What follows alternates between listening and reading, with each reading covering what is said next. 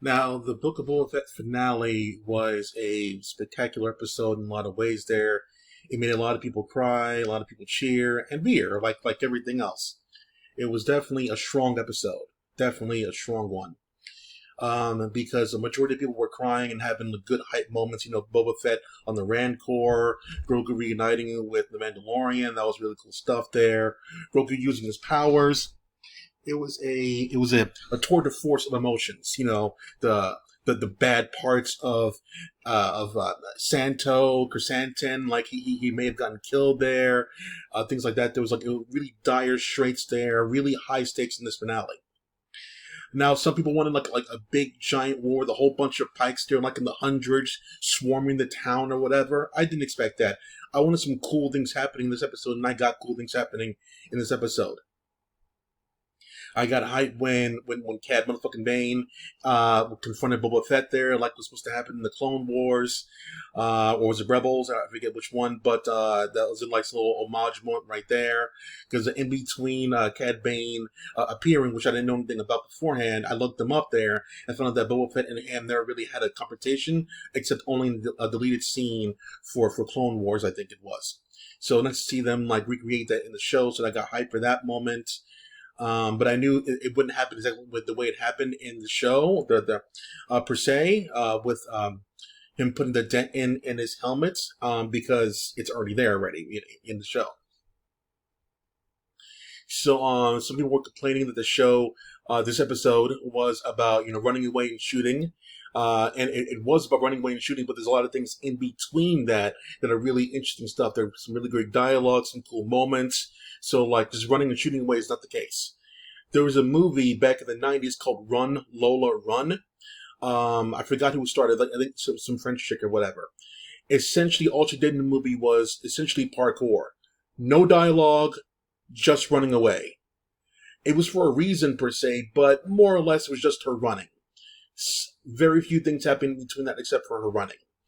Like the movie Crank with Jason Statham.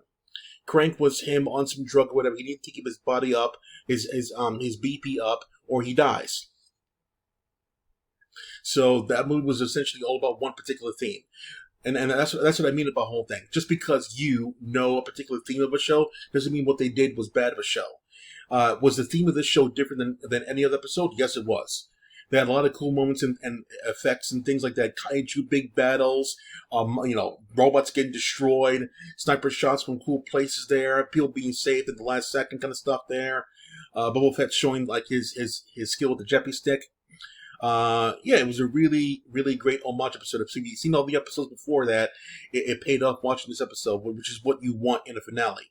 If you want a finale, you want everything you watched beforehand to make sense. And if Mandalorian just showed up here out of nowhere, and it went from episode 4, which was all about Boba Fett, and then the episode 7 with Mandalorian being here, Grogu being here, it'd be like, what the hell happened? So the reason why Mandalorian needed his own episode was because what happened in the finale. So that's good, coherent storytelling right there. Also, it helps out there, for season 3 of Mandalorian when Mando and Grogu are already reunited because of what happened in the Book of Boba Fett. So that was a nice little, catching things up. So I gotta say, it was a good episode, except for a few things. Let me see here. In order, the first thing that ticked me off was when the poopy-haired lady, she said to Grogu that was a terrible name. That didn't seem like it was. That didn't seem like it was for the story. It felt like a slap at the fans for talking about the name Grogu. Yes, it's not a cool name, but neither is Yoda or Obi-Wan Kenobi or Anakin. Like those aren't cool sounding names. So this is Star Wars. I mean, like, what do you want? Everyone to be named Brad, Kyle, and Steve? No, it's weird alien space stuff. Grogu could be a cool name on this planet or his creature thing. Don't judge a book by its cover. So I'm like, Grogu, you want to call him Little G? You could call him Little G. You want to call him Grog? You could call him Grog. But his name is Grogu. That's the way it is. It's not like it's... I don't have an issue with like a super long name. I'd be like, oh, I ain't calling that. But it's 2 syllables. I ain't complaining that much. He could be called like Bifa. I'm like, all right, Bifa, yo, Bifa, woo! I don't know, or Fabi, or Laku, or A lot. Oh, I'm like, yeah, cool. Nice, simple, 3 syllables, 2 syllables. That's cool, but nothing more than that one. I've seen some freaking like Indian names there that are way harder. I don't remember shit there. Mohammed, fine. That kind of stuff there. That's fine. But like super long names, I ain't doing that shit. Nah, nah, nah. Yeah, yeah. So like, Grogu's not an American. He's not from this planet. You expect him to have a cool name. I'm like, nah. I'm like, all right, cool, Grogu, whatever. Not a big deal. So that was a jab at the fans, not a part of the story. So I had an issue with that one. Second thing I had an issue with was when the mayor guy was going to negotiate on behalf of Boba Fett.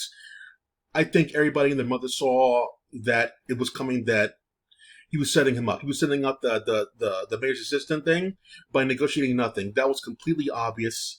I mean, like, why would Boba Fett all of a sudden want to like do this for this thing? It was obviously a distraction. I was like saying, like, okay, get to the point already that it was a distraction, and he's negotiating nothing. It's pretty obvious it's going to happen.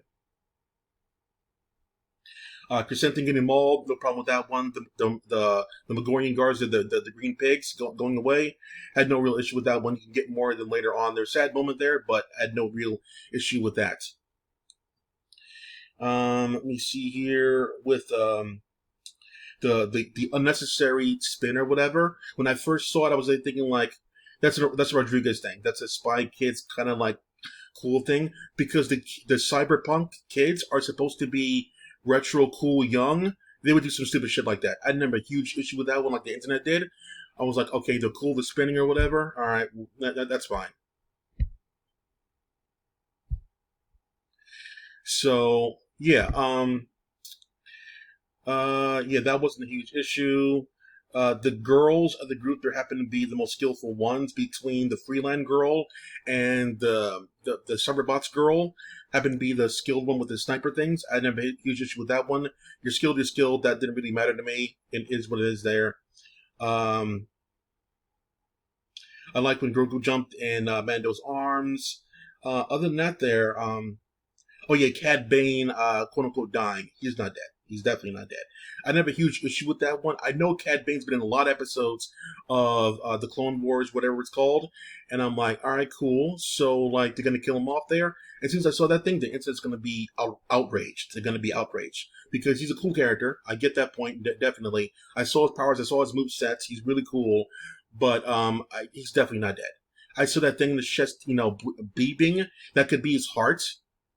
So like, he made a reference to like multiple hearts or multiple stomachs in the episode already. So I don't think he's like, obviously he's not human. So like, I don't think he has any issues coming back there. His all parts of his body were intact there. I didn't see a hole in him. He looked like he was bruised or injured. I 100% think this. Okay, look, if what's her name, Fennec Shan could survive with his stomach being slit open, I think he could survive there with a little like bruise on his chest. He'll be alright. He's too popular a character, and he was definitely left intact for him to go away. He's gonna be fine.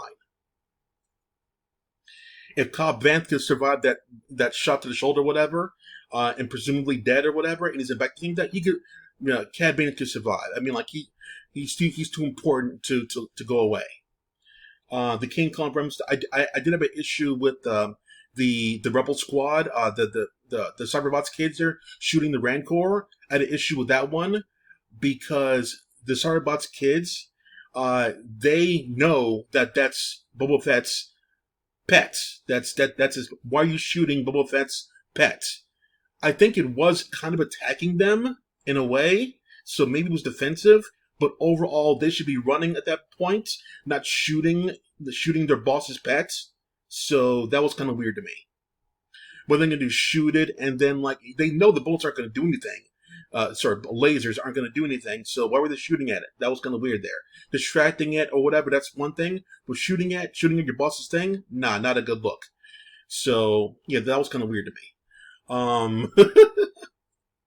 So, other than that there, I don't think I had a huge issue with a lot of things other than the wink at the fans thing. Yeah, so that's, other than that there, the finale thing. No, no, no, no. Eating Mando's helmet, didn't really care. That was kind of cool. Grogu coming down. The beasts, no. It's only fitting because Grogu is Mando's pet, and and the Rancor is Boba's pet there to get along with each other per se. So, you know. So yeah, overall it was a cool episode there. I did cry. I had a good time watching it. So I look forward to more Boba Fett in the future. However, the reason why I made this video in the first place was I believe this is the final, at least for a while anyway, of Boba Fett, because what happened at the very end, when Fennec Shen took care of everybody. She took care of the mayor, who was plotting everything with the Pikes, and all the betrayers of the other towns there that were in on the whole thing there. She killed everybody. She didn't knock them out or whatever, like Boba Fett or some shit there. She killed them. Like literally, like shot in the head or hung or stabbed in the back or whatever. No, they're done. They're done. No coming back from that one. So now you need new people or whatever to challenge Boba Fett in the future, but it's not going to be them. So yeah, so they cleaned up everything they could have done there. If they left it with like them destroying the robots, you need to find out who sent them, and they found out who sent them and took care of them. So that leaves Boba Fett's story at an end. So, so he could do more things in the future, but his own story, I don't think it's gonna happen like for a while or whatever. So, yeah, you don't need more Boba Fett. But now that you got new stories to tell, so I'm looking forward to that one. So that's it for now. Clack off.